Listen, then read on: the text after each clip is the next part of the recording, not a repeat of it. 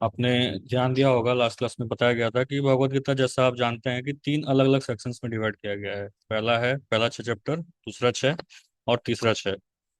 पहले 6 को हम कर्म योग कहते हैं, दूसरे 6 को भक्ति योग कहा जाता है, और जो अंत के 6 अध्याय हैं उनको ज्ञान योग कहते हैं। तो ऐसा अगर देखा जाए तो पूरा का पूरा भगवत गीता भक्ति योग ही है। ऐसा कोई अलग से कर्म ज्ञान नहीं है, लेकिन ये जो कर्म और ज्ञान है, ये हमें भक्ति करने में मदद करता है। तो इसलिए ये इस तरह का कर्म और ज्ञान को जानना हमें जरूरी है, ताकि हम भक्ति में और अच्छे से आगे बढ़ पाए। तो अभी भगवत गीता का जो शुरुआत हुआ था, वहां पे अर्जुन ने भगवान को बोला, अर्जुन भगवान कृष्ण को बोल रहे हैं कि अभी हम मित्रता वाली बातें नहीं कर सकते, now no more friendly talks. अभी हम कोई भी मित्रता वाली बातें नहीं करेंगे, क्योंकि जब तक मित्रता है, जब तक हम दोस्ती में बात कर रहे हैं, तब तक कोई कंक्लूजन नहीं निकलेगा। आप देखिए, दो मित्रों के बीच में कहीं भी कोई कंक्लूजन नहीं निकलेगा। जब बातचीत करेंगे तो हमेशा तर्क वितर्क चलता रहेगा, कोई कंक्लूजन नहीं आने वाला, निष्कर्ष नहीं आएगा। कंक्लूजन तभी आएगा जब कोई फ्रेंड कोई सबमिसिव पोजीशन लेगा। दूसरा दूसरा कोई बोल रहा है, उसमें कोई फ्रेंड अगर सबमिसिव पोजीशन ले रहा है, तब जा करके एक कंक्लूजन आएगा। तो जब तक एक फ्रेंड दूसरा फ्रेंड सबमिसिव या फिर प्रणिपात नहीं करता है, सरेंडर नहीं करता है सामने वाले के मत के प्रति, तब तक कोई कंक्लूजन नहीं आने वाला है। तो अर्जुन को समझ में आ रहा है कि मुझे अगर युद्ध करना है तो मुझे कृष्ण के प्रति प्रणिपात होना पड़ेगा, मुझे उनका शरण लेना पड़ेगा, तब जाकर के कोई कंक्लूसिव आंसर निकलेगा, नहीं तो ऐसे ही कंफ्यूजन चलता रहेगा।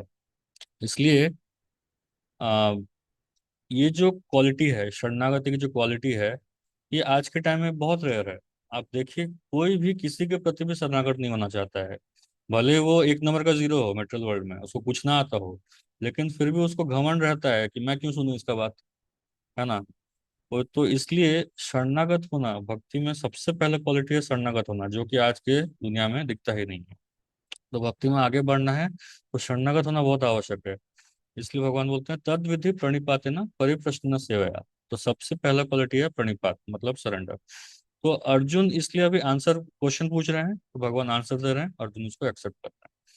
तो फ्रेंडली टॉक्स में कोई कंक्लूजन नहीं निकलने वाला है, दोस्ती भरी बातों में कोई कंक्लूजन आने वाला नहीं है। इसलिए अर्जुन सरेंडर होकर के भगवान से सब सुन रहे हैं, शरणागत होकर के भगवान जो भी बोल रहे हैं उसको एक्सेप्ट कर रहे हैं।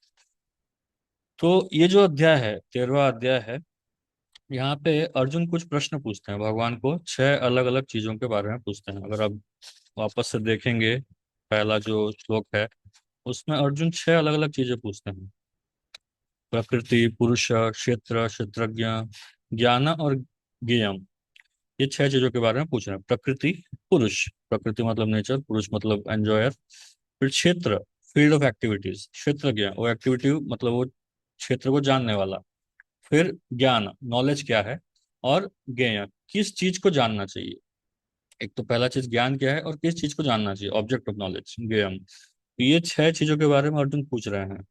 तो अभी हम खुद बोल सकते हैं कि भगवान ने तो कंक्लूजन दे दिया, 12 चैप्टर में भगवान ने कंक्लूजन दे दिया कि मेरी भक्ति करना ही सर्वश्रेष्ठ है। अर्जुन ने क्वेश्चन पूछा था, इम्पर्सनल जो अव्यक्त है और व्यक्त है, ये दोनों में कौन सा श्रेष्ठ है। तो भगवान बोलते हैं कि मेरी भक्ति करना ही सर्वश्रेष्ठ है, जो मेरे पर्सनल रूप को, पर्सनल फॉर्म को पूजा कर रहा है वही सर्वश्रेष्ठ है। तो फिर वापस से ये ज्ञान के बारे में भगवान क्यों बता रहे हैं।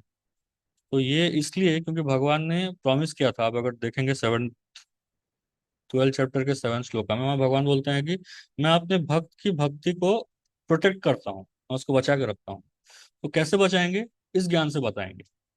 अगर ये ज्ञान हमें नहीं होगा तो हमारी भक्ति प्रोटेक्टेड नहीं रहेगी। जैसे हम स्टार्टिंग में भक्ति में आते हैं, तो कोई भावुकता पूर्वक हो सकता है आ, मंदिर रेगुलरली आना चालू कर दे, या फिर हो सकता है 64 माला 128 माला करना चालू कर दे। लेकिन अगर उसको प्रॉपर ज्ञान नहीं है, अगर उसको प्रॉपर भगवत गीता नहीं पढ़ रहा, नहीं पढ़ रही है, या फिर भागवत का ज्ञान उसको नहीं मिल रहा है, भक्ति क्यों करनी चाहिए, सिंसियर भक्ति क्यों करनी चाहिए, उसका ज्ञान अगर नहीं मिल रहा है, तो वो जो व्यक्ति वो क्या करेगा, आज 64 माला कर रहा है, कल वो 1 माला भी नहीं करेगा। ऐसा भी होता है, ऐसा काफी भक्त, बहुत सारे भक्तों के साथ ऐसा होता है। तो इसलिए ज्ञान होना बहुत जरूरी है। भक्ति को कंटिन्यू करने के लिए ज्ञान का होना बहुत आवश्यक है। जब तक ज्ञान नहीं रहेगा तो भक्ति हमारी डामाडोल चलती रहेगी। जितना हम ज्ञान को कल्टीवेट करेंगे, भक्ति रिलेटेड ज्ञान, बाहर न्यूज़पेपर वाला या मोबाइल फोन वाला ज्ञान नहीं, भक्ति रिलेटेड ज्ञान, उसको जितना ज्यादा हम कल्टीवेट करेंगे उतना ज्यादा हमारी भक्ति सीरियस और सिंसियर होगी। तो इसलिए पढ़ना बहुत आवश्यक है। भगवत गीता पढ़ना, अपने सीनियर सीनियर से सुनना, ये सब बहुत आवश्यक है। ये अगर नहीं करेंगे तो हमारी भक्ति डामाडोल चलती रहेगी, ऐसे ही टाइम पास भक्ति चलती रहेगी और हम भक्ति में कभी आगे बढ़ ही नहीं पाएंगे। तो इसलिए अर्जुन पूछ रहे हैं, अर्जुन अभी पूछने, ये जो चैप्टर है, इस चैप्टर में आपको पता चलेगा कि एक प्रकृति है, एक हम है, जीवात्मा है, जो उस प्रकृति को एक्सप्लॉइट करते हैं। ठीक है, नेचर नेचर को एक्सप्लॉइट करते हैं। हमें कुछ चीजें दी गई हैं, जैसे शरीर दिया गया है, हमें कुछ हमारे रेंज में कुछ चीजें दी गई हैं, तो वो चीजों को हम एक्सप्लॉइट करते हैं, उस प्रकृति को हम एक्सप्लॉइट करते हैं। तो हम उस प्रकृति को थोड़ा सा कंट्रोल हमारे हमारे पास है उस प्रकृति के ऊपर। उसके ऊपर ये जानना जरूरी है कि हमारे ऊपर परम भगवान है, जो सुपर सोल है, परमात्मा है, वो हमें और प्रकृति दोनों को कंट्रोल करते हैं, हम दोनों के ऊपर है। तो वो सुप्रीम कंट्रोलर है, वो परम पुरुष है। तो प्रकृति, पुरुष और चेतना, ये जो परम पुरुष है वो सब चीजों को कंट्रोल करना है, यही जानना ही इस चैप्टर का निष्कर्ष है। इस चैप्टर का कंक्लूजन यही है कि परम भगवान श्री कृष्ण ही सारे प्रकृति, सारे जीवात्माओं के कंट्रोलर हैं। ये इसका निष्कर्ष है। तो इसलिए अर्जुन प्रकृति के बारे में पूछ रहे हैं, प्रकृति क्या है, पुरुष क्या है, क्षेत्र क्या है, या हमको क्या, कौन सा क्षेत्र मिला हुआ है, फिर क्षेत्र क्या, उस क्षेत्र का कंट्रोलर कौन है, और फिर ज्ञान क्या है, और उस ज्ञान, कौन से वस्तु को हमें जानना चाहिए, किस वस्तु के बारे में हमें ज्ञान प्राप्त करना चाहिए। तो ये सब अर्जुन भगवान पूछ रहे हैं। तो अभी आप देखेंगे तो दूसरे से सातवें श्लोक तक भगवान दूसरा, ये तीसरा और चौथा जो है, क्षेत्र और क्षेत्रज्ञ, इसके बारे में भगवान बताएंगे।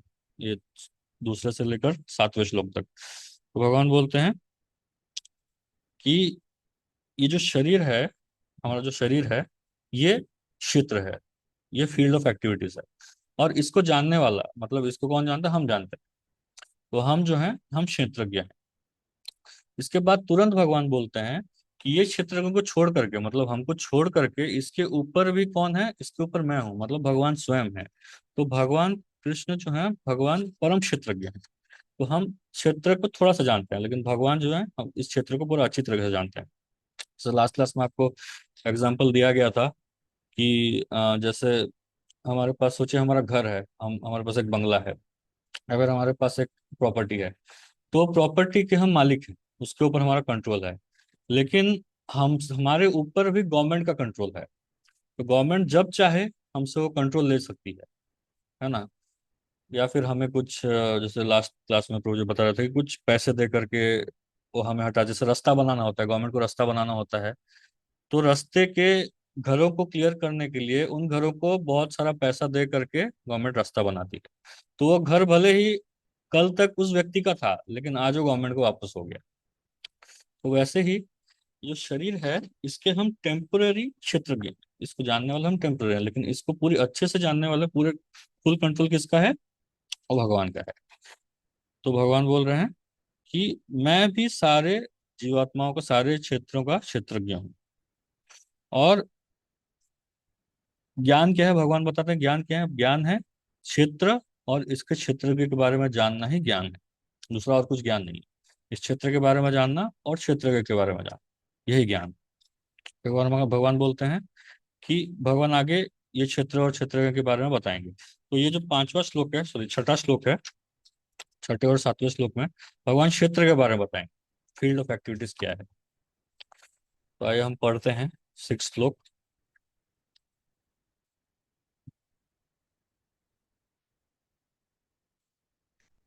प्रकृतिम, नहीं सॉरी, ये है पहला और दूसरा, सिक्स।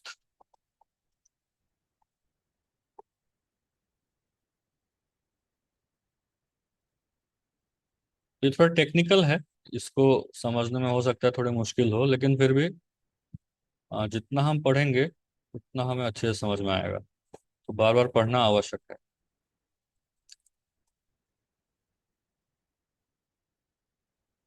ये बेसिकली ये जो चैप्टर है, ये जो बता रहे हैं क्षेत्र क्षेत्रज्ञ, ये इसको आप दूसरे शब्द में सांख्य योग भी कह सकते हैं। मतलब जो ज्ञान प्राप्त करने की विधि होती है उसको सांख्य योग भी कहा जाता है। सांख्य योग मतलब संख्या, संख्या पूर्वक जानना चीजों के बारे में, संख्या पूर्वक जानना एक एक करके, ये नहीं है, ये नहीं है, ये है, वो है, ऐसा करके एक एक करके चीजों के बारे में जानना, इसको सांख्य योग भी कहा जाता है। तो इसलिए यहाँ बेसिक चीजें पूछ रहे हैं, प्रकृति और पुरुष क्या है, क्षेत्र क्षेत्र का क्या है, इसके बारे में अर्जुन पूछ रहे हैं। तो यहाँ भगवान क्षेत्र के बारे में बता रहे हैं, फील्ड ऑफ एक्टिविटीज। महाभूतानि हंकारो बुद्धिरव्यक्तमेव च, इंद्रियाणि दशेकं च, पंचचेन्द्रिय गोचरा, इच्छा द्वेष सुखम दुखम, संघातश्चेतना धृति, एतत् क्षेत्रम समासेन सविकारम उदाहृतम। तो यहाँ भगवान क्षेत्र के बारे में बता रहे हैं। थोड़ा ध्यान से सुनिए, क्योंकि अगर आप ध्यान से नहीं सुनेंगे तो टेक्निकल चीज है, आपको आपको कुछ समझ में नहीं आएगा। तो यहाँ भगवान बोल रहे हैं पंच महाभूत, अहंकार, बुद्धि, अव्यक्त मतलब तीन गुणों के अप्रकट अवस्था, दसों इंद्रियां तथा मन, पांच इंद्रिय विषय, इच्छा द्वेष सुख दुख, संघात जीवन, संघात जीवन के लक्षण तथा धैर्य, इन सबको संक्षेप में कर्म का क्षेत्र तथा उसकी अंतःक्रियाएं कहा जाता है, विकार कहे जाते हैं। तो ये सारी चीजें जो हैं ये फील्ड ऑफ एक्टिविटीज है। तो ये सब हैं बोल के ये सब हमें जानना चाहिए। तो तात्पर्य, एक बार तात्पर्य पढ़ लेते हैं, फिर मैं थोड़ा समझाऊंगा। तात्पर्य, कृष्ण कृपा मूर्ति अवचन अरविंद भक्ति वेदांत स्वामी शिला प्रभुपाद जी के द्वारा शिला प्रभुपाद की जय। महर्षियों, वैदिक सूक्तों एवं वेदांत सूत्रों के प्रामाणिक कथनों के आधार पर इस संसार के अवयवों अवयवों को इस प्रकार से समझा जा सकता है। पहले तो पृथ्वी, जल, अग्नि, वायु तथा आकाश, ये पांच महाभूत हैं। फिर अहंकार, बुद्धि तथा तीनों गुणों की अव्यक्त अवस्था आती है। इसके पश्चात पांच ज्ञानेंद्रियां हैं, नेत्र, कान, नाक, जीभ तथा त्वचा। फिर पांच कर्मेंद्रियां हैं, वाणी, पांव, हाथ, गुदा तथा लिंग या जनेंद्रियां। तब इन इंद्रियों के ऊपर मन होता है, जो भीतर रहने के कारण अंतः इंद्रिय कहा जा सकता है। इस प्रकार मन समेत कुल 11 इंद्रियां होती हैं। फिर इन इंद्रियों के पांच विषय हैं, गंध, स्वाद, रूप, स्पर्श तथा ध्वनि या शब्द। इस तरह इन 24 तत्वों का समूह कार्य क्षेत्र कहलाता है। तो ये टोटल मिला करके 24 है, 24 एलिमेंट्स ऑफ मेंटल नेचर कहा जाता है, 24 भौतिक प्रकृति के 24 अलग अलग तत्व। तो ये 24 तत्वों का समूह को ही कार्य क्षेत्र कहा जाता है। यदि कोई इन 24 विषयों का विश्लेषण करे तो उसे कार्य क्षेत्र समझ में आ जाएगा। फिर इच्छा, द्वेष, सुख तथा दुख नामक अंतः क्रियाएं, मतलब हमारे अंदर जो विकार आते हैं, जो स्थूल देह के पांच महाभूतों की अभिव्यक्तियां हैं, चेतना तथा धैर्य द्वारा प्रदर्शित जीवन के लक्षण, सूक्ष्म शरीर अर्थात मन, अहंकार तथा बुद्धि के प्राकृत हैं। ये सूक्ष्म तत्व भी कर्म क्षेत्र में सम्मिलित रहते हैं।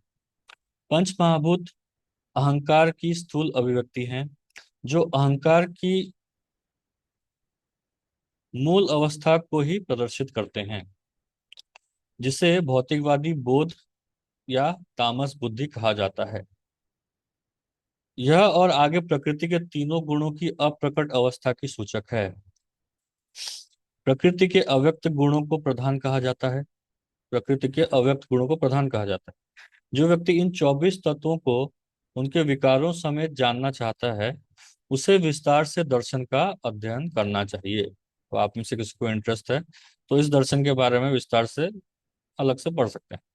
भगवत गीता में केवल सारांश दिया गया है, इतना ही बताया गया है। शरीर इन समस्त तत्वों की अभिव्यक्ति है। शरीर में 6 प्रकार के परिवर्तन होते हैं। यह उत्पन्न होता है, बढ़ता है, टिकता है, संतान उत्पन्न करता है और तब यह क्षीण होता है और अंत में समाप्त हो जाता है। तो birth, growth, maintenance, production of offsprings, dwindling and death. तो ये 6 चीजें हैं, ये 6 चीजें हर शरीर के साथ होती है। अतएव क्षेत्र अस्थाई भौतिक वस्तु है, लेकिन क्षेत्र का ज्ञाता, क्षेत्रज्ञ, इससे भिन्न रहता है। तो ये क्षेत्र के बारे में है। तो भौतिक जगत के 24 अलग अलग एलिमेंट्स हैं। तो सबसे पहला जो है प्रधान। प्रधान मतलब इस अनमैनिफेस्टेड मेटेरियल नेचर, जो अव्यक्त भौतिक जगत है, उसको प्रधान कहा जाता है। ये भौतिक जगत, ये जो प्रधान जो है, ये प्रधान के साथ जब 3 गुण मिलते हैं, ये 3 गुणों के विकार से, प्रकृति के 3 गुण, सत्वगुण, रजोगुण, तमोगुण, ये 3 गुणों के विकार से फिर अलग अलग जो एलिमेंट्स हैं वो एक एक करके आते रहते हैं। तो सबसे पहला जो है प्रधान रहता है। तो प्रधान के साथ साथ एक मिथ्या अहंकार आता है, हमारे अंदर मिथ्या अहंकार आ जाता है कि मैं ये शरीर हूँ, मैं जीवात्मा नहीं हूँ, मैं शरीर हूँ। तो मिथ्या अहंकार से थोड़ा और स्थूल है बुद्धि, फिर बुद्धि से भी थोड़ा और स्थूल है मन। तो ये 4 एलिमेंट्स हो गए। इसको छोड़ करके 5 ज्ञानेंद्रियां, 5 कर्मेंद्रियां, ठीक है, और 5 आ, इंद्रिय वस्तु, 5 इंद्रियों की विषय वस्तु। तो ये 15 हो गए, 15 और 4 21। इनको छोड़ करके आ, सॉरी, 15 और 4 19 हो गए। इनको छोड़ करके पंच महाभूत, मतलब पृथ्वी, जल, वायु, अग्नि, आकाश। तो ये 24 चीजों से ही हमारा जो शरीर है, ये 24 चीजों से ही कार्य करता है। ये 24 चीज को छोड़ करके और किसी चीज से भी हमारा शरीर बना नहीं है। हमारा पूरा शरीर, चाहे आप ये भौतिक ग्रॉस शरीर बोल दीजिए, या फिर सटल जो हमारा स्थूल शरीर उसको बोल दीजिए। तो ये सांख्य योग है। ये इसके बारे में एक एक करके जानना, ये होता है सांख्य योग। तो प्रभुपाद जी क्लियरली बोल रहे हैं, अगर किसी को जानना है इसके बारे में तो जा करके डिटेल में जान सकता है। लेकिन आज के समय में हमारे पास इतना समय नहीं है कि हर चीज को डिटेल में हम जान सकें। प्रभुपाद जी तात्पर्य में भी लिखेंगे आगे आगे चल करके कि ये सब चीजों को, सॉरी, इसके इसके बारे में प्रभुपाद ने क्लास दिया है। तो क्लास में प्रभुपाद जी बोलते हैं कि ये सब चीजों के बारे में जानने के लिए हमारे पास समय नहीं है, इतना समय है नहीं कि हर चीज के बारे में डिटेल में जान सकें। तो इसलिए चैतन्य महाप्रभु ने एक बहुत ही सिंपल प्रोसेस दिया हुआ है। अगर कोई व्यक्ति सिंसियरली हरे कृष्ण महामंत्र का जप करता है, तो अपने आप ही इन चीजों के बारे में वो धीरे धीरे जानने लगता है। उसको अलग से प्रयास करने की जरूरत नहीं है कि प्रकृति, पुरुष, ये सब के बारे में अलग से प्रयास कर करके जानने की जरूरत नहीं है। अगर वो सिंसियरली हरे कृष्ण महामंत्र एक गुरु के शरण में रह करके जप करता है, तब वो अपने आप ही सब चीजों को धीरे धीरे जानने लगता है। तो इसलिए हमें चाहिए कि हाँ, हमें ये सब का ज्ञान होना चाहिए, लेकिन ये सब में इतना ज्यादा भी नहीं घुसना चाहिए कि हम भक्ति को ही भूल जाएं। तो इतना ज्ञान चाहिए कि हम भक्ति अच्छे से कर सकें। बहुत ज्यादा ज्ञान होगा तो कैसा होगा, वो एक मुकुट जैसा हो जाएगा। ज्ञान हमेशा छतरी जैसा, छाता जैसा होना चाहिए। जब भी बारिश आती है तो हमें छाता बचा सकता है, मुकुट नहीं बचाएगा। तो ज्ञान से हमें घमंड नहीं आना चाहिए। ज्ञान हमेशा हमें बचाने के लिए होना चाहिए, हमें विपरीत परिस्थितियों से बचाने के लिए, फिर भक्ति में आगे बढ़ाने के लिए होना चाहिए। तो हमें ज्ञान का छाता चाहिए, ज्ञान जैसा, ज्ञान का मुकुट नहीं चाहिए, क्राउन नहीं चाहिए। इसलिए हमेशा ज्ञान को हमारी भक्ति को आगे बढ़ाने के लिए यूज करना चाहिए, किसी को नीचा दिखाने के लिए नहीं। तो ये हो गया क्षेत्र के बारे में। फिर प्रभुपाद जी बोलते हैं लास्ट में कि जो क्षेत्रज्ञ हैं वो अलग है। जो क्षेत्र है ये टेम्पररी है, ये चेंज हो सकता है, हमेशा चेंज होता रहता है। लेकिन जो क्षेत्रज्ञ है वो अलग है, वो चेंज नहीं होता है। तो आगे ये हो गया क्षेत्र, क्षेत्रज्ञ, इसके बारे में भगवान बता रहे हैं क्षेत्र कौन है, क्षेत्रज्ञ कौन है। पहले तो क्षेत्रज्ञ के बारे में बताया कि एक तो जीवात्मा क्षेत्रज्ञ है, उसके बाद उसके ऊपर मैं उससे बड़ा क्षेत्रज्ञ हूँ, मैं सबको और अच्छे से जानता हूँ। मतलब एक जो हम जो हैं, हम अपने शरीर को जानते हैं, लेकिन भगवान जो है वो सबके शरीर को जानते हैं, सबको जानते हैं। तो और क्षेत्र का और डिटेल तो भगवान बताते हैं कि ये 24 एलिमेंट्स जो हैं वो क्षेत्र है।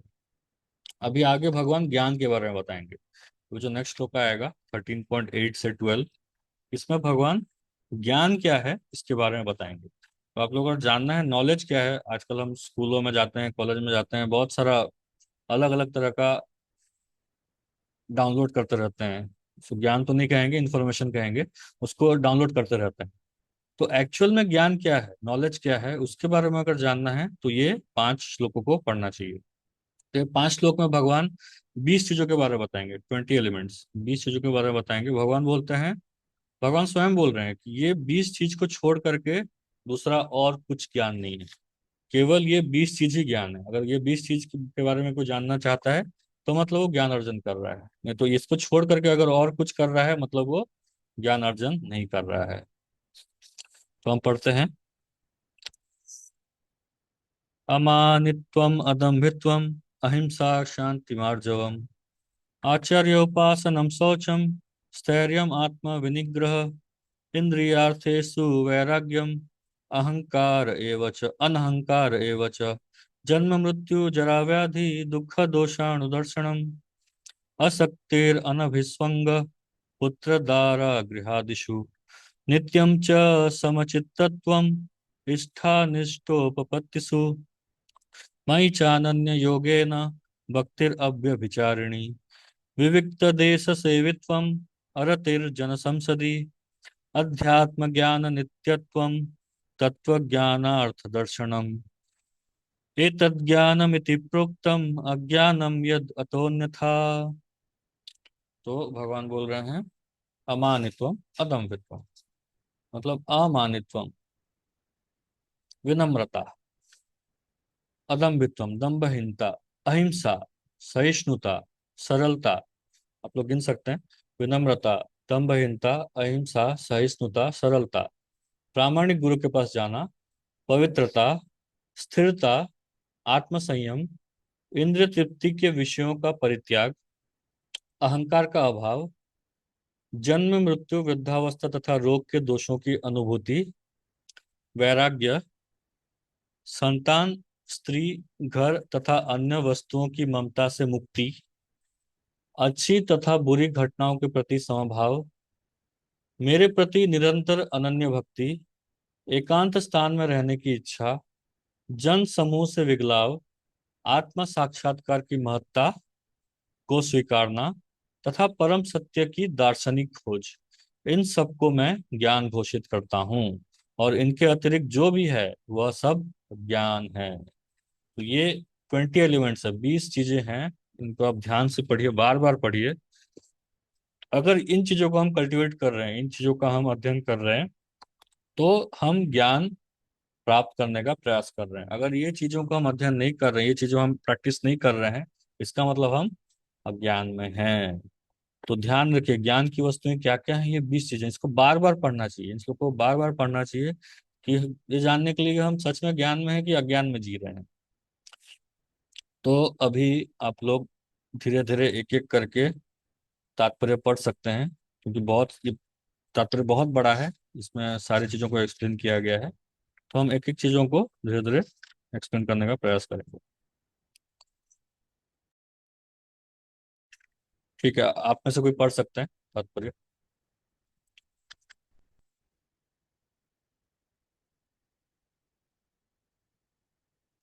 हरे कृष्णा।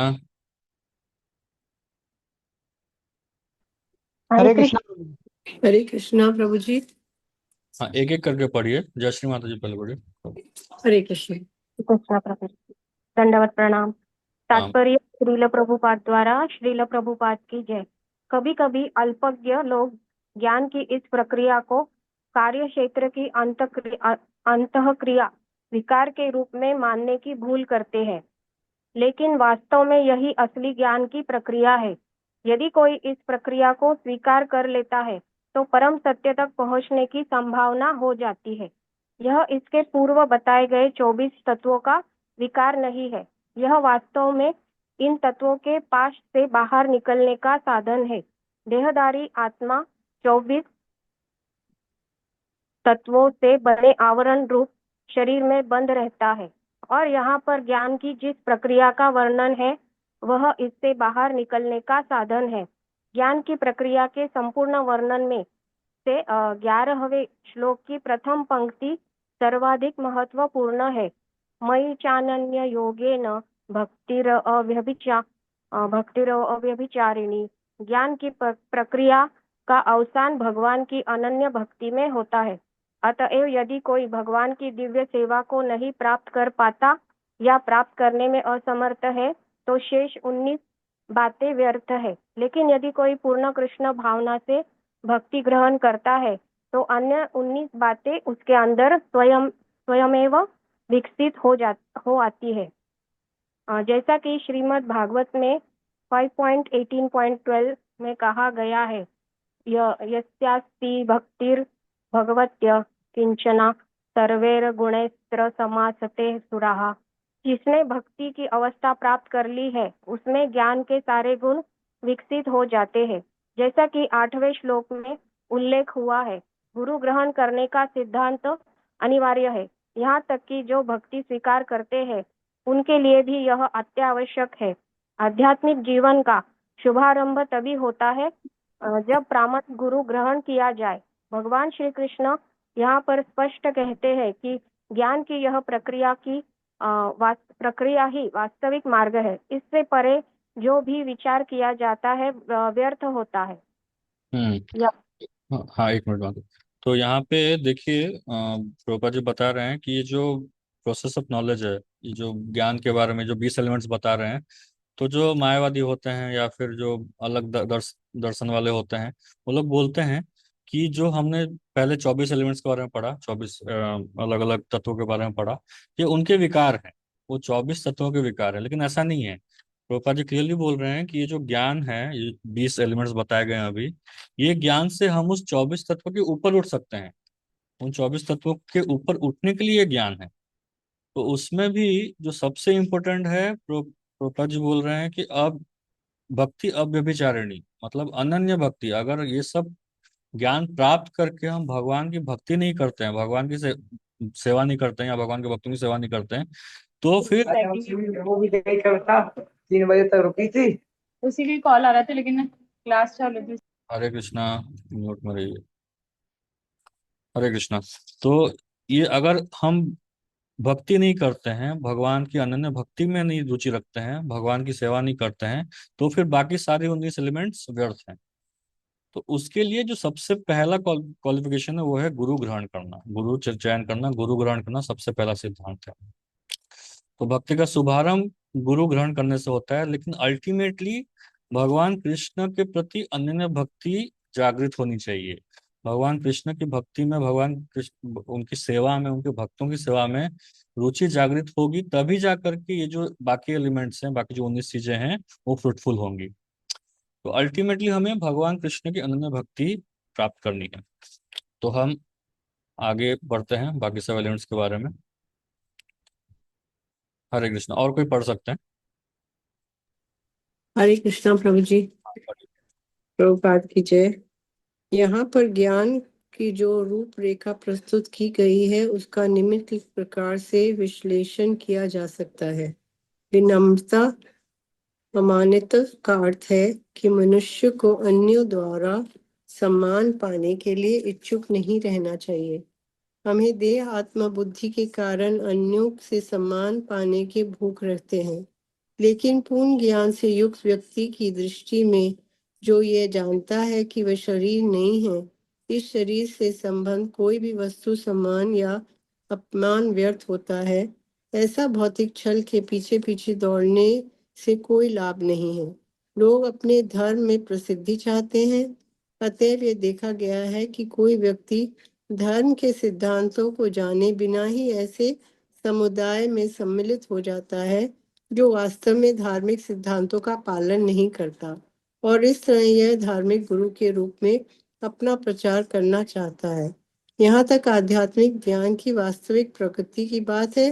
मनुष्य को चाहिए कि वह अपनी परीक्षा करे और वह कहाँ तक उन्नति कर रहा है, इन बातों के द्वारा अपनी परीक्षा कर सकता है।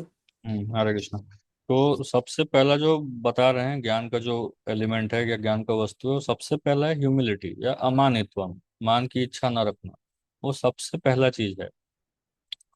तो वो होगा जैसे भगवान ने बताया, तद्विधि प्रणिपातेन परिप्रश्न सेवा। तो उपदीक्षित ज्ञान। तो सबसे पहला चीज जो है वो शरणागत होना, हम्बल होना।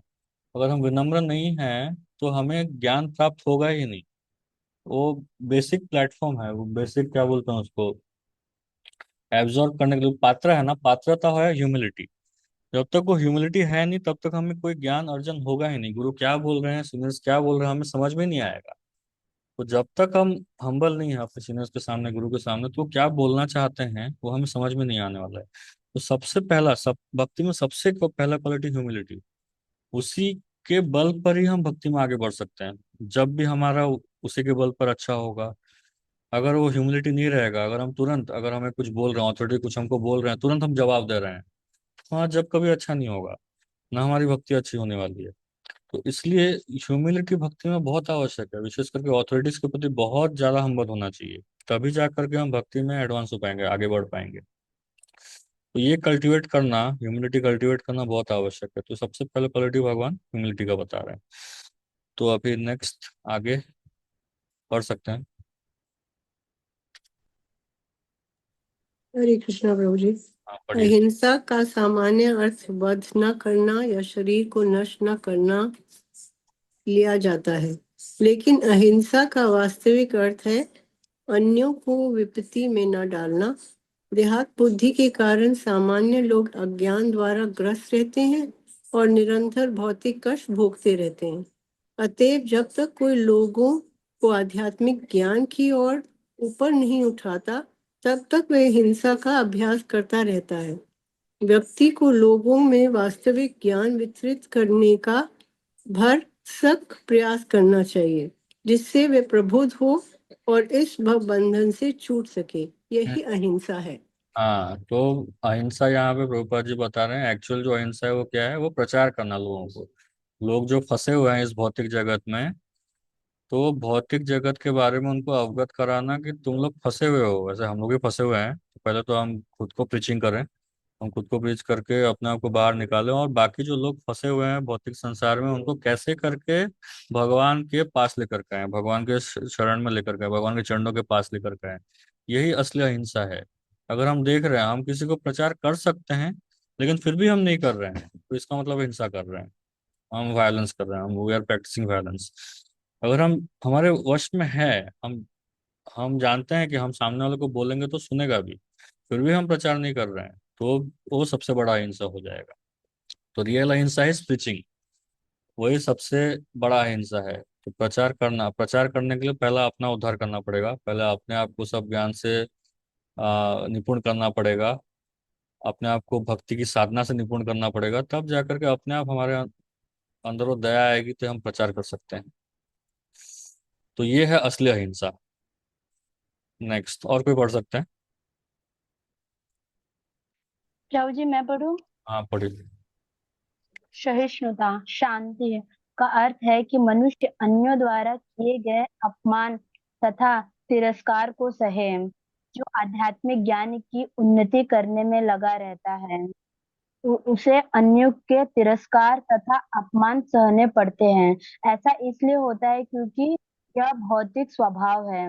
यहाँ तक कि बालक प्रहलाद को भी, जो 5 वर्ष के थे और जो आध्यात्मिक ज्ञान के अनुशीलन में लगे थे, संकट का सामना करना पड़ा था जब उनके पिता उनकी भक्ति का विरोधी बन गया था।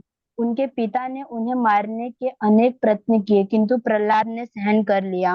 अतएव आध्यात्मिक ज्ञान की उन्नति करते हुए अनेक अवरोध आ सकते हैं, लेकिन हमें सहिष्णु बनकर संकल्प पूर्वक प्रकृति करते रहना चाहिए। तो ये टॉलरेंस, शांति, शांति है। तो टॉलरेंस करना एक भक्त का एक बहुत महापुरुष से कहा, कहते हैं त्रिनाद सिंचना तो रेवा सहिष्णुना, पेड़ के भांति सहिष्णु होना चाहिए। तो हमें कई बार ऐसा होता है, हम जब भक्ति करते हैं तो बहुत सारे हमारे इम्पेडिमेंट्स आते हैं, हमारे घर वाले हमें ताना मारते हैं। हम कहीं मंदिर जा रहे हैं धोती साड़ी पहन करके, तो लोग हमें कमेंट मार रहे हैं, देखो पंडित जी आ गए, पंडित आ गए, ऐसे लोग कमेंट मारते रहते हैं। तो ये सब कुछ सहना, मुंबई जैसे शहर में ये सब कुछ सहना। तो हम भक्ति करें तो दृढ़ता पूर्वक भक्ति करें, सब टॉलरेट करें। लोग हमें ताना मारेंगे, क्या अभी से तुम भक्ति करने लगे हो, इस तरह के ताना को सब टॉलरेट करके हमें भक्ति में आगे बढ़ना चाहिए। तो जैसे प्रहलाद महाराज को उदाहरण दिया गया है कि इतना विपरीत परिस्थिति होने के बाद भी प्रहलाद ने कभी भक्ति नहीं छोड़ी। और हमारे जीवन में कोई विपरीत परिस्थिति नहीं रहती है, सब कंडीसिव रहता है, फिर भी हम भक्ति नहीं करते हैं। तो सारा कंडूसिव चीज रहने के बाद भी भक्ति नहीं करेंगे तो कहाँ से हम सीरियस बनेंगे? तो इसलिए सीरियस बनना है तो सिचुएशंस को टॉलरेट करके आगे बढ़ना चाहिए। और अगर फेवरेबल है सिचुएशन तो और जोर से बढ़ जाना चाहिए। ये हो गया शांति या टॉलरेंस। आगे पढ़ो। सरलता। आर्यजवम का अर्थ है अच्छा। कि बिना किसी कूटनीति के मनुष्य इतना सरल हो कि अपने शत्रु तक से वास्तविक सत्य का उद्घाटन कर सके।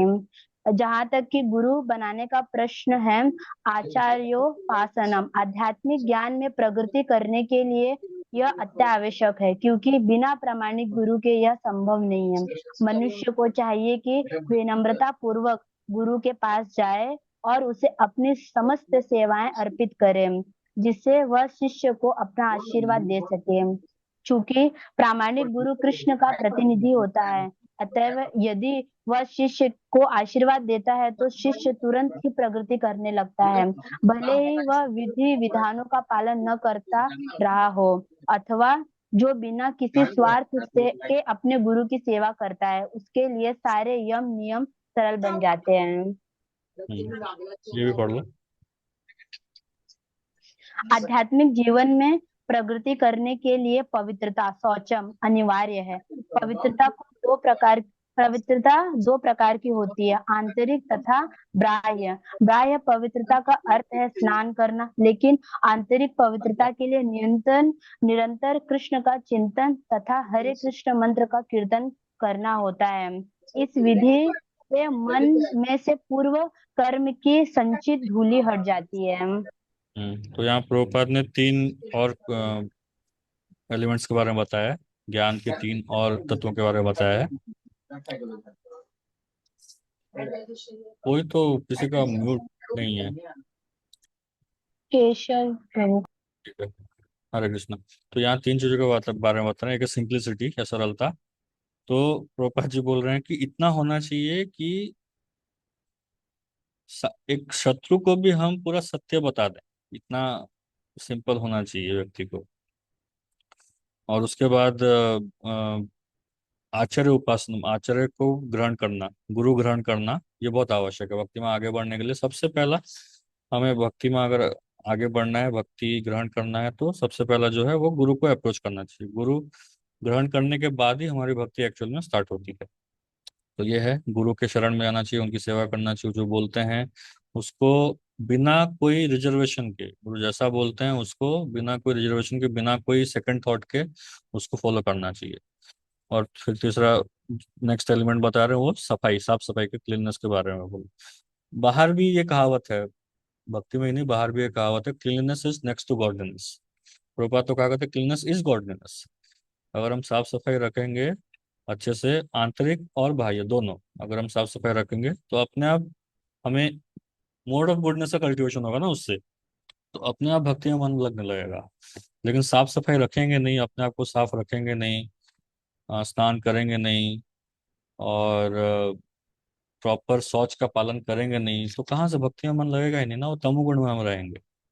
इसलिए साफ हरे कृष्ण महामंत्र जप करना सही है, वो करना ही चाहिए, वो तो हमें करना ही है, अच्छे से जप करना चाहिए। लेकिन साथ ही साथ बाहर की साफ सफाई रखना ही बहुत आवश्यक है, ताकि गुडनेस का माहौल बना रहे।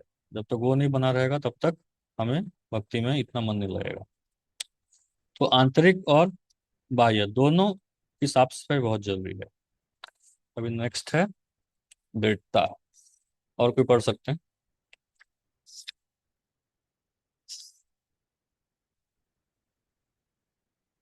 हरे कृष्णा। पढ़ो फिर प्रभु जी। पढ़िए। दृढ़ता सधैर्यम का अर्थ है कि आध्यात्मिक जीवन में उन्नति करने के लिए मनुष्य दृढ़ता संकल्प हो। ऐसे संकल्प से बिना मनुष्य ठोस प्रगति नहीं कर सकता। आत्म संयम, आत्मा विनिग्रह का अर्थ है कि आध्यात्मिक उन्नति के पथ पर जो भी बाधक हो उसे स्वीकार न करना। मनुष्य को इसका अभ्यस्त बनकर ऐसी किसी भी वस्तु को त्याग देना चाहिए जो आध्यात्मिक उन्नति के पथ के प्रतिकूल हो। वह असली वैराग्य है। इंद्रियां इतनी प्रबल हैं कि वे सदैव इंद्रिय तृप्ति के लिए उत्सुक रहती हैं। अनावश्यक मांगों की पूर्ति नहीं करनी चाहिए। इंद्रियों की उतनी ही तृप्ति की जानी चाहिए, जिसके आध्यात्मिक जीवन में आगे बढ़ने में अपने कर्तव्य की पूर्ति होती हो। सबसे महत्वपूर्ण किंतु वश में न आने वाली इंद्रिय है जीभ है। जब भी यदि जीभ पर संयम कर लिया गया तो समझो अन्य सारी इंद्रियां वशीभूत हो गई। जीभ का कार्य है स्वाद ग्रहण करना तथा आचरण करना। उच्चारण अतएव नियम उच्चारण उच्चारण उच्चारण करना। अतएव नियमित रूप से जीव को कृष्ण कृष्ण प्राप्ति भोग के उच्छिष्ट का स्वाद लेने में तथा हरे कृष्ण का कीर्तन करने में प्रयुक्त करना चाहिए। यहाँ तक नेत्रों का संबंध है, उन्हें कृष्ण के सुंदर रूप के अतिरिक्त अन्य कुछ नहीं देखने देना चाहिए। इससे नेत्र वश में होंगे। इसी प्रकार कानों को कृष्ण के विषय में श्रवण करने में लगना चाहिए और नाक को कृष्णामृत फूलों का सुगंध सूंघने में लगना चाहिए। ये भक्ति की विधि है और यहाँ ये समझना होगा कि भगवत गीता केवल भक्ति के विज्ञान के प्रतिपादन करती है। भक्ति ही प्रमुख एवं एकमात्र लक्ष्य है। भगवत गीता के बुद्धिहीन भाष्यकार पाठक के ध्यान को अन्य विषयों की ओर मोड़ना चाहते हैं, लेकिन भगवत गीता में भक्ति के अतिरिक्त अन्य कोई भी विषय नहीं है। हरे कृष्णा। हरे कृष्ण। तो यहाँ देखिए, यहाँ स्टेडीनेस या दृढ़ संकल्प के बारे में बताया गया है। प्रभुपाद जी क्लियरली बोल रहे हैं कि सबसे बड़ा इम्पेडिमेंट भक्तों के जीवन में आता है उनका टंग का कंट्रोल, जीवा का कंट्रोल। भक्तों के जीवन में ये हमेशा प्रॉब्लम आता है कि कहीं भी हम, अभी हमें बता दिया गया है कि हम भगवान के भोग में प्याज लहसुन ऑफर नहीं कर सकते, तो हम हमेशा बाहर जा करके बिना प्याज लहसुन वाला चीज खोजते रहते हैं। जैन होटल में जाकर के खाएंगे, या फिर ऐसा कहीं जा करके मार्केट से ऐसा चीज जिसमें ऑनियन गार्लिक खोजते हैं, उसमें onion, no onion no garlic, उसको ला करके उसको खाने लगते हैं। तो ये सब चीज से बचना चाहिए। भक्ति में आगे बढ़ना है तो ये सब चीज से बचना पड़ेगा। जैन होटल से सब से बचेंगे तभी जा करके हम दृढ़ संकल्प हो पाएंगे। ये सारी चीजें देखिए, जो प्रसाद है ना, जो हम खा रहे हैं, इसमें तीन चीजों का ध्यान रखना बहुत जरूरी है। It should be prepared by devotee, it should be offered by devotee, and should be served by devotee. तो तीन चीजें हैं। तो सबसे पहला, ये भक्त के द्वारा ही तैयार किया जाना चाहिए। दूसरा है, भक्त ने ही उसको भगवान को भोग लगाना चाहिए, दूसरा और कोई ऑफर करेगा भी नहीं। और तीसरा हो गया, भक्त के द्वारा ही वो सर्व किया जाना चाहिए। तभी जाकर के वो हमारी चेतना में डिफरेंस लाएगा। अगर हम जा करके बाहर में जैन खाना ढूंढ करके उसको खाने लगेंगे, तो उसने क्या चेतना से बनाया है? उसने थोड़ी ना साफ सफाई रखा है, उसने थोड़ी ना बनाया कि भगवान इसको खाएंगे या भक्त इसको खाएंगे, ऐसा सोच के थोड़े बना रहा है वो। तो वो खाएंगे तो वैसी ही चेतना हमारे अंदर आने वाली है, जैसा अन्न वैसा मन। तो वो सब अगर हम खाएंगे तो कोई चांस ही नहीं है, भक्ति में दृढ़ संकल्प होने का कोई चांस ही नहीं है। तो ये सब जितना अवॉइड, टोटली अवॉइड करना चाहिए, जितना ज्यादा अवॉइड कर सकें। केवल कृष्ण प्रसाद लें, केवल भगवान कृष्ण को ऑफर किया हुआ, स्वयं बनाया हुआ या भक्त द्वारा बनाया हुआ प्रसाद भगवान को ऑफर किया हुआ लें, तभी जाकर के हमारी चेतना में थोड़ा डिफरेंस आएगा। नहीं तो कोई चांस ही नहीं है।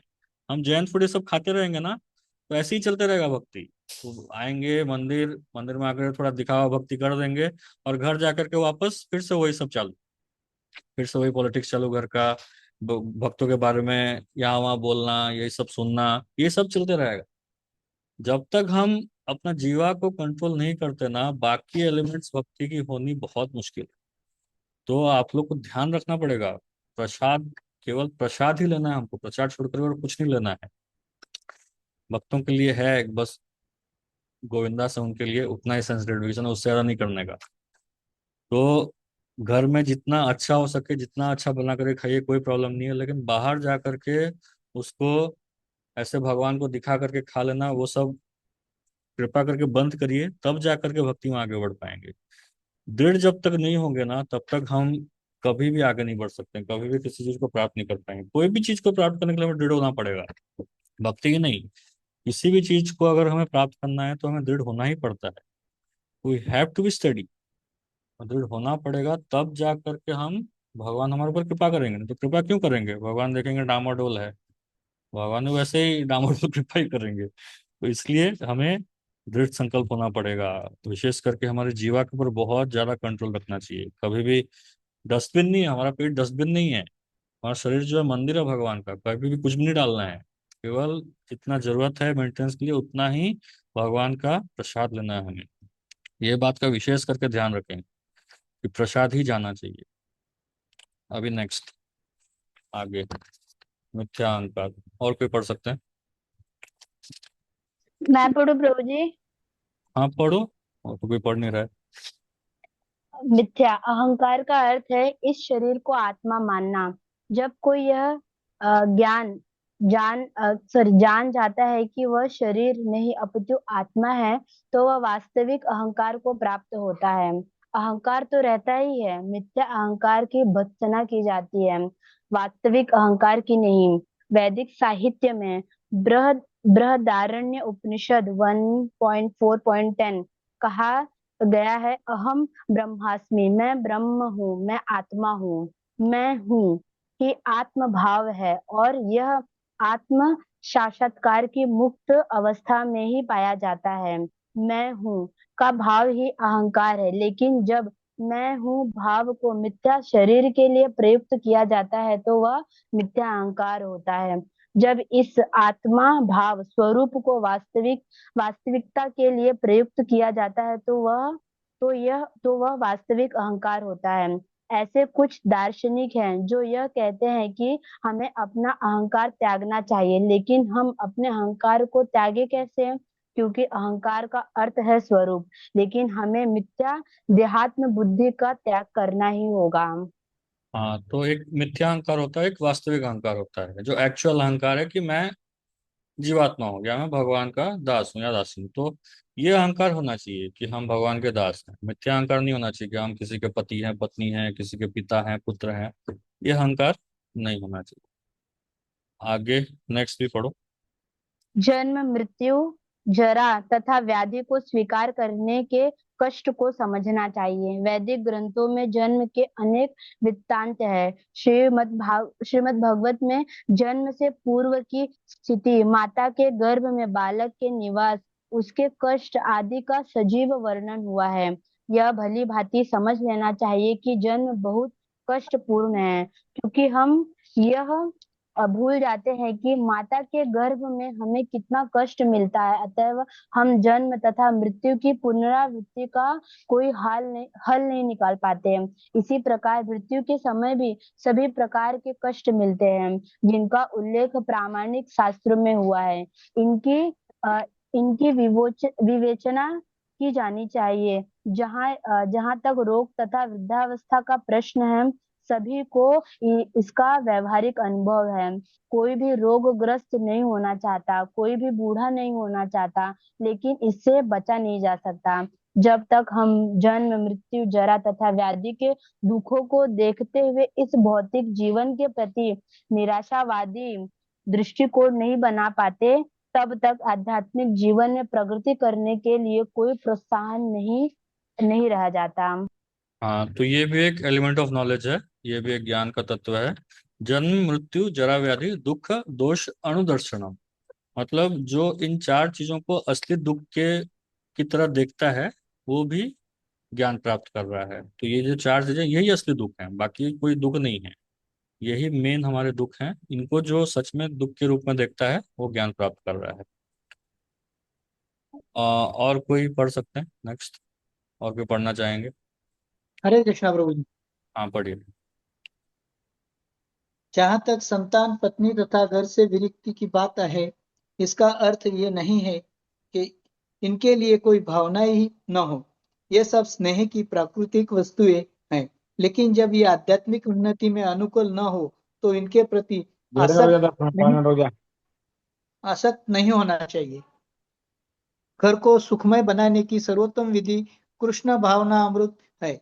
यदि कोई कृष्ण भावना अमृत से पूर्ण रहे तो वह अपने घर को अत्यंत सुखमय बना सकता है, क्योंकि कृष्ण भावना अमृत की विधि अत्यंत सरल है। इसमें केवल हरे कृष्ण कृष्ण कृष्ण हरे हरे, हरे राम राम राम हरे हरे का कीर्तन करना होता है। कृष्णा तीर्थ भोग का उच्छिष्ट ग्रहण करना होता है। भगवत गीता तथा श्रीमद् भागवत जैसे ग्रंथों पर विचार विमर्श करना होता है और अर्चा विग्रह की पूजा करनी होती है। इन चारों बातों से मनुष्य सुखी होगा। मनुष्य को चाहिए कि अपने परिवार के सदस्यों को ऐसी शिक्षा दे। परिवार सदस्य प्रतिदिन प्रातः तथा सायंकाल बैठकर साथ साथ हरे कृष्ण मंत्र का कीर्तन करे। यदि कोई इन चारों सिद्धांतों का पालन करते हुए अपने पारिवारिक जीवन का कृष्ण भावनामृत विकसित करने में ढाल सके तो पारिवारिक जीवन को त्याग कर विरक्त जीवन बिताने की आवश्यकता नहीं होगी। लेकिन यदि वह आध्यात्मिक प्रगति के लिए अनुकूल न रहे तो पारिवारिक जीवन का परित्याग कर देना चाहिए। मनुष्य को चाहिए कि कृष्ण के साक्षात्कार करने या उनकी सेवा करने के लिए सर्वस्व न्यौछावर कर दे, जिस प्रकार से अर्जुन ने किया था। अर्जुन अपने परिजनों को मारना नहीं चाह रहा था, किंतु जब वह समझ गया कि ये परिजन कृष्ण साक्षात्कार के बाधक हो रहे हैं, तो उसने कृष्ण के आदेश को स्वीकार किया। वो उनसे लड़ा और उसने उनको मार डाला। इन सब विषयों से मनुष्य को पारिवारिक जीवन के सुख दुख से विरक्त रहना चाहिए, क्योंकि इस संसार में कोई कभी न तो पूर्ण सुखी रह सकता है और न दुखी। तो यहाँ देखिए, दो चीजें होती हैं। एक होता है आसक्ति या अटैचमेंट, और दूसरा होता है जिम्मेदारी या रेस्पॉन्सिबिलिटी। तो हमें अपने परिवार वालों के प्रति जिम्मेदार होना चाहिए, उनसे आसक्त नहीं होना चाहिए। Not be attach to our family members, should be responsible towards them. तो अफेक्शन होना चाहिए उनके प्रति, कृपा होनी चाहिए, अनुकंपा होनी चाहिए, लेकिन आसक्त नहीं होना चाहिए। आसक्त अगर रहेंगे तो भक्ति में आगे बढ़ना बहुत मुश्किल है। तो उनके प्रति हमें रेस्पॉन्सिबल होना चाहिए, मतलब वो कुछ गलत कर रहे हैं तो हमें ये होना चाहिए दम, हमें उतना बल होना चाहिए कि उनको हम सुधार सकें। ये हो गया जिम्मेदारी, ये रेस्पॉन्सिबिलिटी है। लेकिन हम लोग आसक्त रहते हैं, तो जब गलत करता है सामने वाला तो हम उसको कुछ बोल नहीं पाते हैं। जैसे आप धृतराष्ट्र और दुर्योधन के केस में देखिए, क्योंकि धृतराष्ट्र पूरी तरह से आसक्त थे दुर्योधन से, इसलिए वो कुछ नहीं बोल पाते थे, कुछ भी बोल नहीं पाते थे उनको। लेकिन उसी जगह हम विदुर और धृतराष्ट्र का देखेंगे, तो विदुर धृतराष्ट्र के प्रति जिम्मेदार थे, इसलिए उन्होंने आकर के बहुत उनको बुरा भला कहा, और उसकी वजह से धृतराष्ट्र का उद्धार भी हुआ। तो ये दो चीजें हैं, आसक्ति और जिम्मेदारी। हमें जिम्मेदार होना है।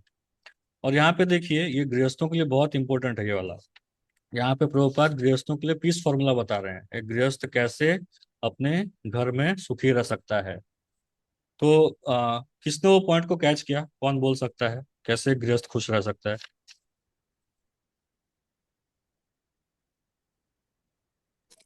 प्रभु जी, वो मैं बोलूं चार। प्रभु जी। हाँ बोलिए बोलिए, दोनों बोलिए। एक एक तो हरे कृष्ण महामंत्र का जप करना चाहिए, हाँ और भोग भगवान को भोग लगा के प्रसाद पाना चाहिए, हाँ और ड्यूटी वर्शिप करनी चाहिए, और फोर्थ भगवत गीता श्रीमद् भागवतम जैसे है जो हाँ हमारे वैदिक स्क्रिप्चर्स है उसको पढ़ना चाहिए और डिस्कशन करना चाहिए। हाँ, ये चार चीजें हैं। सबसे पहले भगवान का अर्चा वगैरह कुछ फोटो लेकर के आइए, तो भगवान को बिठाइए, भगवान का एक सुंदर सा मंदिर बनाइए घर में। सबसे पहले उनको बिठा करके उनका अर्च विग्रह, उनकी पूजा कैसे करनी है वो सीख करके उनकी पूजा करनी चाहिए। उसके बाद वो अर्च विग्रह के सामने बैठ करके जप करना चाहिए, कीर्तन करना चाहिए। सबको, परिवार वालों सबको करना चाहिए, अकेले अकेले नहीं। सबको जप करना चाहिए, सबको कीर्तन करना चाहिए।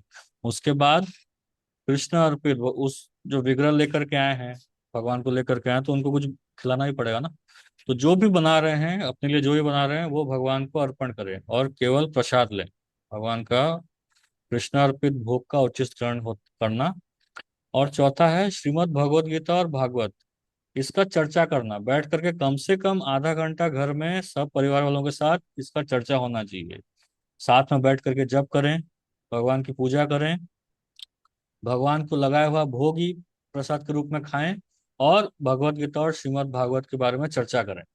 आधा, कम से कम आधा घंटा साथ में बैठ करके, अलग अलग नहीं, साथ में बैठ करके चर्चा करें। तब जाकर के गृहस्थ जीवन एकदम सुखी रहेगा, नहीं तो झगड़े चलते रहेंगे, तानाबाजी चलता रहेगा, इसके बारे में उसके बारे में कंप्लेंट चलता रहेगा, चुगली चलता रहेगा, ऐसे ही जीवन चलता रहेगा। अगर सुखी बनना है तो प्रभुपाद पीस फॉर्मूला बता रहे हैं, ये चार चीजों को अगर फॉलो करेगा गृहस्थ तो अपने आप ही सुखी हो जाएगा। मनुष्य इन चार चीजों से अपने आप सुखी हो जाएगा। तो आप लोगों को बहुत आवश्यक है, अगर आप सुख चाहते हैं अपने घर में, तो आप लोगों को ये चार चीजों का पालन करना पड़ेगा। तो बहुत सिंपल फॉर्मूला बता रहे हैं। तो इसलिए ये चार चीजों का ध्यान रखिए। ये चार चीजें अगर आप करेंगे, पहले तो अर्च विग्रह मतलब भगवान का फोटो रख के उनका एक अच्छा सा सुंदर सा मंदिर बनाना, भले ही छोटा हो लेकिन अच्छा सा मंदिर बनाना। फिर उनके सामने बैठ करके जप करना, कीर्तन करना। फिर भगवान को भोग लगाना और वही प्रसाद खाना। और अंत में भगवत गीता और भागवत का अध्ययन करना, विचार विमर्श करना, बैठ करके उसके बारे में चर्चा करना। ये चार चीजें बहुत आवश्यक है अगर सुखी परिवार चाहिए। तो ये सब चीजों का करना बहुत आवश्यक है। तो ये हो गया परिवार वालों के प्रति आसक्त ना होना। नेक्स्ट, और कोई पढ़ना चाहेंगे? सुख दुख। मैं पढ़ हरे रहा हूँ प्रभु कृष्णा। जी। हाँ, पढ़िए माता जी। आप स्क्रॉल तो कीजिए, कहाँ से पढ़ना है मुझे? है ना, ऊपर ही है ना, सुख दुख भौतिक जीवन को दूषित करने वाले हैं। Okay, just minute.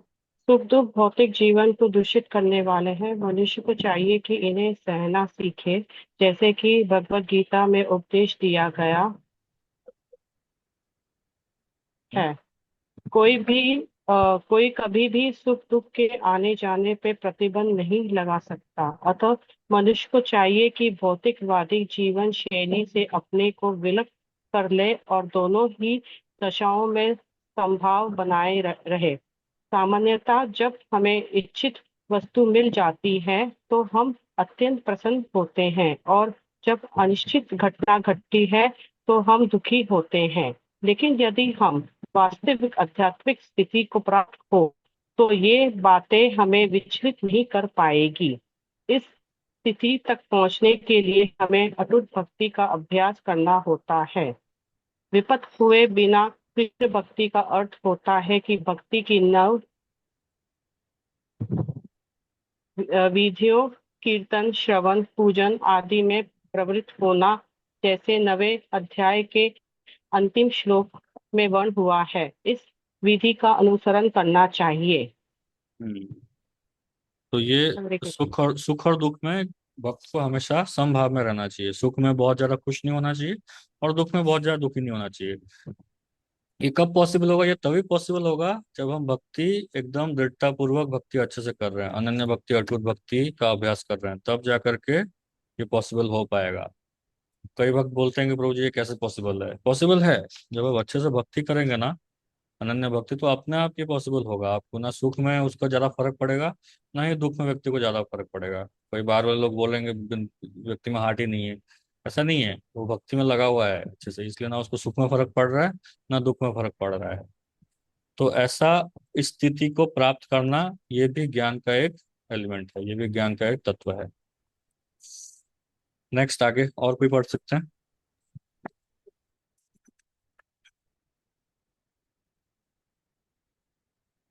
पढ़िए पढ़िए, कोई तो पढ़िए। हरे कृष्ण प्रभु जी, मैं पढ़ू? पढ़िए पढ़िए। हाँ, हरे कृष्ण। ये स्वाभाविक है कि आध्यात्मिक जीवन शैली का अभ्यस्त हो जाना पर मनुष्य को भौतिकवाद लोगों से मिलना नहीं चाहिएगा।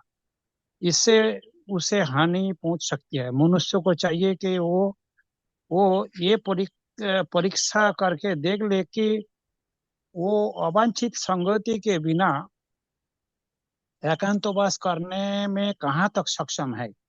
ये स्वाभाविक है कि स्वाभाविक है कि भक्तों में व्यर्थ के खेलकूद या सिनेमा जाने का, किसी सामाजिक उत्सव में सम्मिलित होने की कोई रुचि नहीं होती है, क्योंकि वो ये जानते हैं कि ये जानते हैं कि ये समय की व्यर्थ गंवाना है। कुछ शोध छात्र तथा दार्शनिक ऐसे हैं जो कामना वासना पूर्ण जीवन या उन विषय का अध्ययन, आगे नहीं दिख रहा है प्रभु जी, अध्ययन करते हैं, लेकिन भगवत गीता के अनुसार ऐसे शोध कार्यों और दार्शनिक चिंतन निरर्थक है।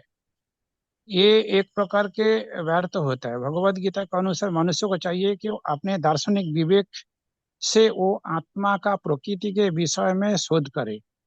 उसे चाहिए कि वो अपने आत्मा को समझने के लिए शोध करे।